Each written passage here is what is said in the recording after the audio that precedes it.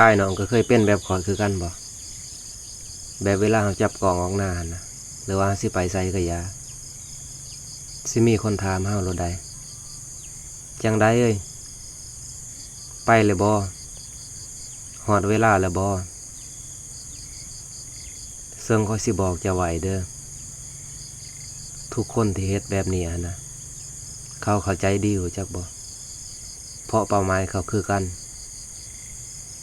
ตัวอย่างก็คือเจ้านั่นแหละเจ้าเฮ็ดเวียกเจ้าก็มีเป้าหมายเจ้าคือกันแล้วเจ้าสิไปเว้าอิหยังคนอื่นทุกคนที่เฮ็ดแบบนี้นะบ่ว่าสิเฮ็ดอีสังก็อย่าล้วนแต่มีเป้าหมายเบิดถ้าบ่มีเป้าหมายนะเขาคงบ่เสียเวลามาสละไสตัวนี้ดอกแม่นบ่ล่ะเขาไปเฮ็ดอย่างอื่นสิบ่ดีกว่าบ่นั่นแหละคนเฮามันจังบ่เข้าใจกันรู้จักบ่สาขามันต่างกันหั่นนะ